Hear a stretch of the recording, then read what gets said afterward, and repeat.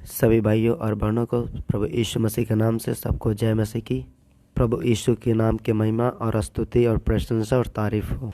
प्यारे भाइयों और बहनों, जैसा कि आप जानते हैं, जब इस संसार में लोग दुख में पड़ते हैं तो उन्हें नहीं पता कि क्या करे, कैसे करे, कब करे, क्या करे, कहाँ करे।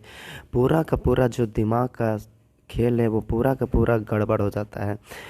इसलिए आज का विषय जो हम इस बात पर प्रचार करना चाहते हैं, दुख में हमें क्या करना चाहिए, दुख में हम क्या करें। तो देखिए, परमेश्वर के वचन में जैसा कि बताया गया है, परमेश्वर की ओर अपनी आंखें लगाए। भजन संहिता 121 अध्याय 1 वचन, मुझे सहायता मिलने वाली परमेश्वर की ओर मैं अपनी आंखें लगाऊंगा।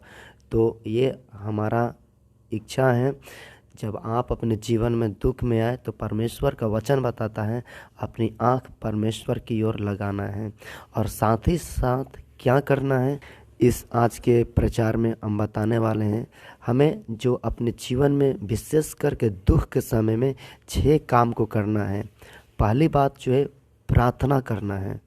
जब दुख आता है, तकलीफ आता है, तो लोग सबसे पहला जो काम छोड़ देते हैं वो है प्रार्थना करना और परमेश्वर से सहायता पाना। परंतु ये जीवन में, जब दाऊद के जीवन में समस्या आया तो दाऊद परमेश्वर के सन्मुख में चिल्लाकर, रोकर, आंसू बहाकर, पूरा पूरा परमेश्वर के ऊपर भरोसा करके वो प्रार्थना किया करता था। और इसलिए दाऊद अपने पुस्तक में, अपने भजन संहिता में अनुभवों के आधार पर लिखता है। क्या लिखता है, आइए हम लोग भजन संहिता 40 अध्याय निकालेंगे और उसका हम 2 वचन आपको पढ़ के सुना रहे हैं। देखिए दाऊद के जीवन में क्या हुआ था। उसने मुझे सत्यानाश के गड्ढे और दलदल के कीच से निकाला। दाऊद कहता है, जब मेरे जीवन में परेशानियां थी, दुख था, परमेश्वर मुझे उस सत्यानाश के गड्ढा से निकाला। क्यों? क्योंकि मैंने परमेश्वर पर उस समय भरोसा रखा जिस समय परेशानी था। और मैंने ना केवल भरोसा रखा, 40 अध्याय का 1 वचन में कहता है, मैं धीरज से यहोवा की बाट जोहता रहा और परमेश्वर की ओर सिर झुकाकर, अपना हृदय को झुकाकर हमने प्रार्थना की। इसलिए परमेश्वर के बच्चों के जीवन में सबसे प्रथम कार्य दुख में वह प्रार्थना करना बहुत ज़रूरी है। तो अब हम दूसरे बात की ओर बढ़ते हैं। दूसरी बात, दूसरा काम जो आपके जीवन में दुख के समय करना है वह है परमेश्वर का वचन को पढ़ना। परमेश्वर आपसे उस दुख के समय में क्या कहना चाहता है। यशायाह भविष्यवक्ता के पुस्तक 41 और उसका 10 वचन निकालेंगे। और यहाँ पर लिखा है, जैसा कि हम आपको पढ़ के सुना रहे हैं, आप सभी वचन को कृपया नोट कर लें। परमेश्वर कहता है, मत डर क्योंकि मैं तेरे संग हूँ। दूसरी बात, जब आप दुख में परमेश्वर का वचन पढ़ेंगे, परमेश्वर आपको हिम्मत देगा, परमेश्वर आपको सामर्थ्य देगा और परमेश्वर कहेगा कि मेरे बेटा, मेरी बेटी, तू मत डर क्योंकि मैं तेरे साथ हूँ। और परमेश्वर आपसे क्या कहेगा, इधर उधर मत तक, यानी तुम अपने दोस्त को मत तको, अपने ऊपर रहने वाले लोगों को मन देखो, चाहे नीचे रहने वाले लोगों को मन देखो, तुम मुझे देख दुख के समय में, क्योंकि मैं तेरा परमेश्वर हूँ। और उस दुख में परमेश्वर कहता है कि मैं तुझे दृढ़ करूँगा और तेरी सहायता करूँगा और अपने दाहिने धर्म में, दाहिने हाथ से मैं तुझे संभाले रहूँगा। यदि वचन आप दुख में पढ़ेंगे तो परमेश्वर आप दुख में बहुत ही मजबूत करेंगे इस वचन के आधार पर। अब आइए हम तीसरा बात की ओर चलते हैं, जो आपको दुख के समय में क्या करना है, तो वो है उपवास प्रार्थना जरूर करना चाहिए। लूका रचित सुसमाचार और उसका 2 अध्याय और यहाँ पर 36 वचन से लेकर आप 38 वचन तक जरूर पढ़िए। यहाँ पर लिखा है, एक परमेश्वर की बेटी है और वो अपने दुख के समय में क्या की, 7 साल तक वो केवल अपने पति के साथ रह पाई और वो 7 साल के बाद उसका पति मर गया। वो अपने पूरा जीवन 84 साल तक परमेश्वर के सन्मुख में उपवास प्रार्थना करके अपने जीवन को गुजार दी। किस अवस्था में? दुख अवस्था में। ना उसका बेटा है, ना उसकी बेटी है, केवल एक विधवा का यहाँ पर परमेश्वर गवाही के दिया है।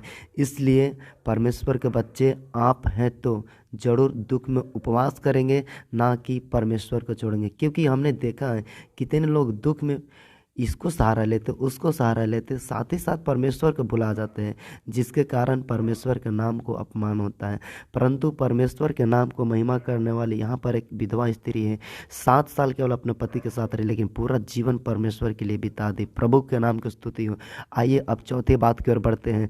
आपको क्या करना है? दुख में प्रभु को धन्यवाद देना है। देखिए अय्यूब की पुस्तक और उसका 1 अध्याय 21 वचन पढ़िए।